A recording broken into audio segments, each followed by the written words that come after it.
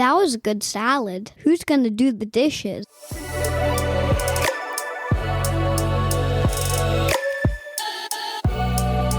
Hi, I'm Ho Shun Ho. I'm living in Vancouver, BC, Canada, unceded territory of Musqueam, Squamish, and Tsleil-Waututh nations. I'm an immigrant to Canada from China. Hey everyone, I'm Andrea coming to you from Victoria, but more importantly known as unceded Akwesasne territory of the Lekwungen-speaking peoples, the Songhees and Esquimalt First Nations, and I am an immigrant from the United States of America. Welcome to Dishes Out. We're here to respond to ridiculous comments, the naysayers, and the negative stereotypes. Yes, we're not going to let harmful and hateful comments have the last word. We're dishing it out, spilling the tea, and breaking down the words that divide, harm, and hurt. So join us every Friday for a new episode. Dishes out. Hello, Hoshin. Well, hello. Welcome back to another episode of Dishes Out. Dishes out. Y'all are commenting. You all are just letting all of your inner demons. Comments, inner demons. Yes, inner demons come out. And you all come out on TikTok, I will say. Yeah, TikTok is a great place, isn't it?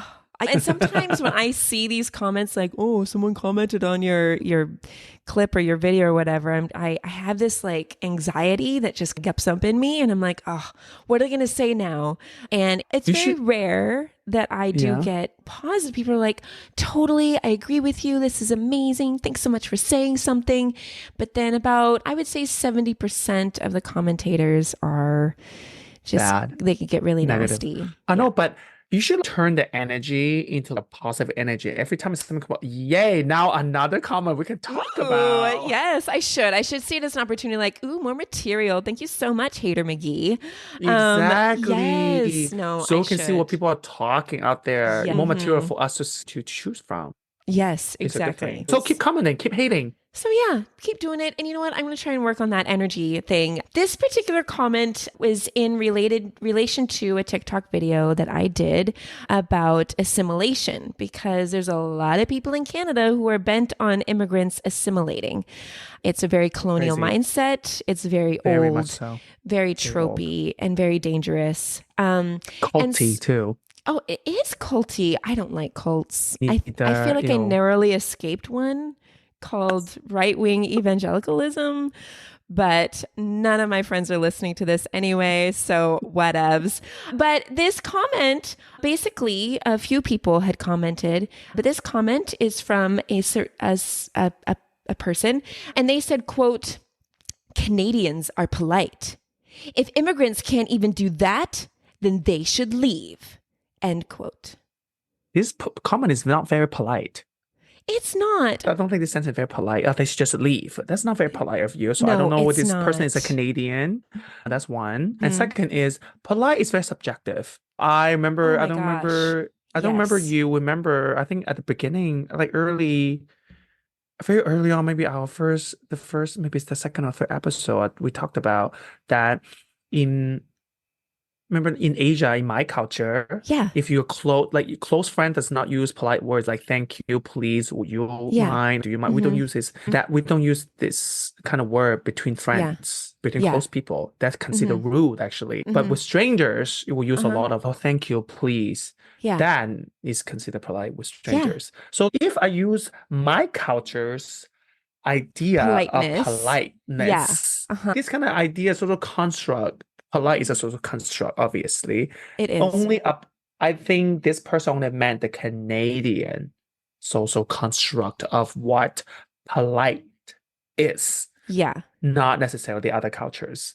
So, exactly. I just want to tell this person, be specific. What do you mean?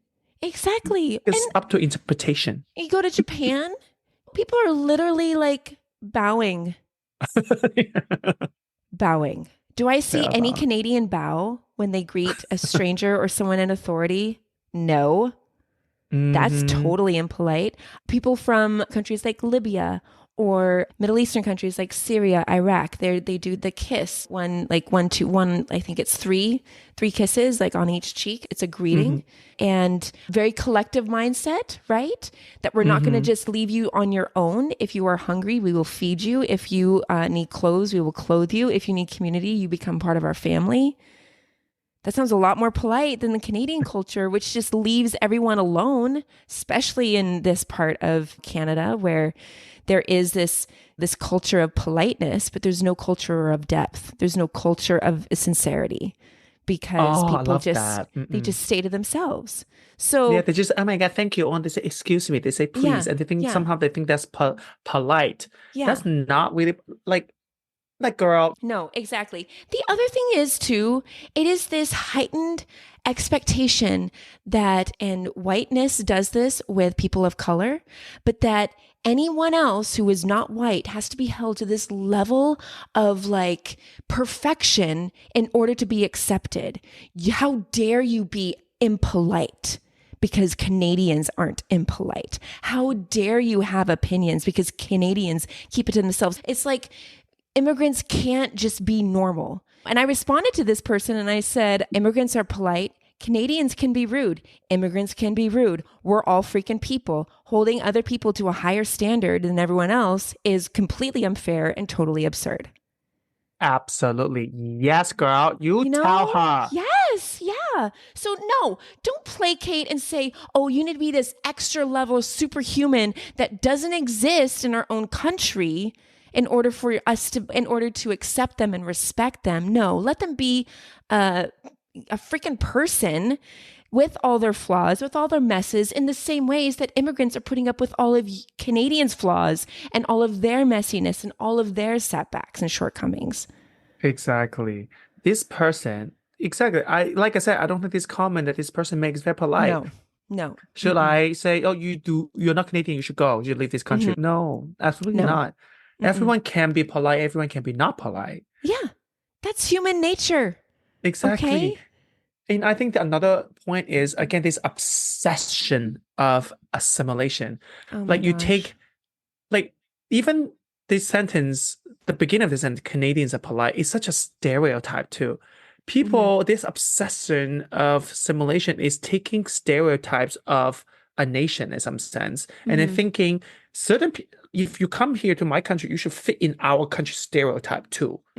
It's also crazy. Why do you want to put yourself in a stereotype? Why do you want to put yourself in a box? Exactly. No, absolutely not. The stereotype itself is wrong already. So do not give yourself that title that you should be a certain way. Yeah. And already immigrants are coming here with their heads down because it's a new culture. It's a new system. There's a lot of unspoken expectations. They've experienced racism. They've experienced discrimination. You think they're just going to fly off the handle and start yelling at everyone that walks by? Absolutely freaking not. You know what? You had a great point. I think every immigrant, especially people of color who came to Canada, that doesn't yell at every white person. That's already polite for me. They keep it to themselves. See? Yeah. They're not yelling at you for the system that you create. Exactly. But if a Canadian person yells, or if a white person yells, oh, they're just upset or flustered. It's no big deal. Like the white people get such a pass. And yet immigrants and people of color, nope, sorry. One strike, you're out. Oh my God, it's like white man too. Especially white man. If men in general if they're like yelling, they're just passionate. They're showing up leadership skills. They are like determined. When a woman does that, they're emotional. Yes, exactly. Yeah, or maybe she the must time be on of her the period. Yeah, ew. Oh my gosh, I'll show you. It's period. like that. Yeah. Anyway. No, it is that way, but it's patriarchy, it's colonialism, it's a lot of whatever standard we've created in our heads of ideal persons need to be, you know what, that's made up and we're done with it. Exactly. I think we're done. The world, like you have to understand, if we follow this kind of idea of assimilation, the world gonna be so boring. Canada gonna be so boring. There's no celebrations of light. No. There's no celebration of Chinese New Year. No fireworks. Many holidays be gone. Many amazing, delicious food be gone. Customs, culture, music, sports. Many will be gone. Oh my gosh. This person, we don't want to talk to you. We don't want to live in a world that everything is just the same. It's just predictable. It's just bland.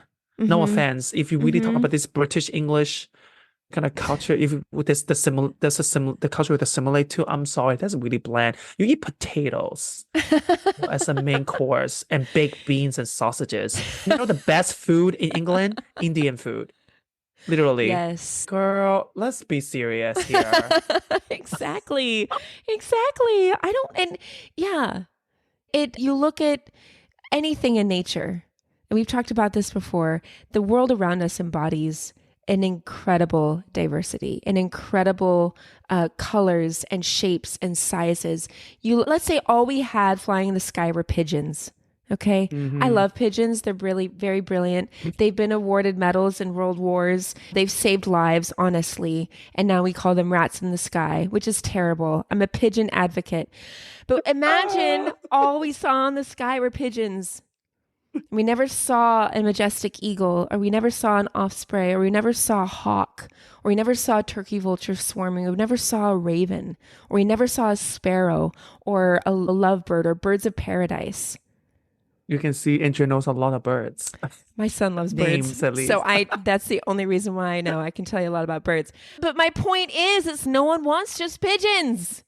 I love you, pigeons, but we want more than that. So why are we settling? Yeah, don't settle. Don't settle for one. This is humanity. This is the world you were created in and that you get to live in.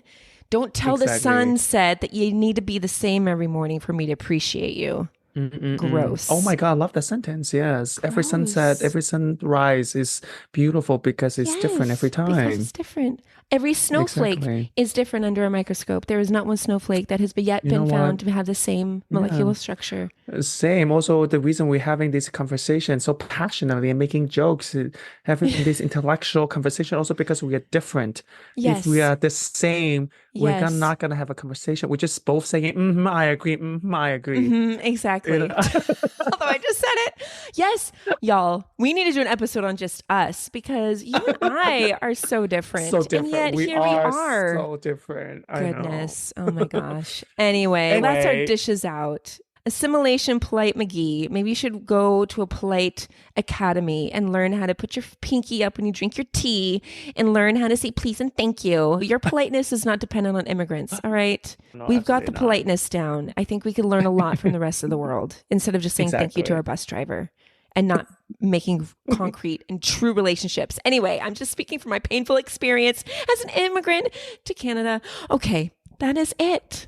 Thank you, everyone. Anyway, I will see you next week. Andrea is really going off here. That's right. Here we go. It's getting warm in here.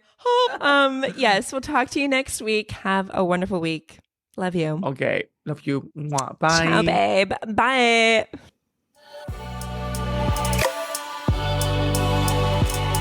Canadian Salad is written and produced in British Columbia, Canada by Ho Shin Ho and Andrea McCoy. Theme music is by Naver Avatyan from Pixabay.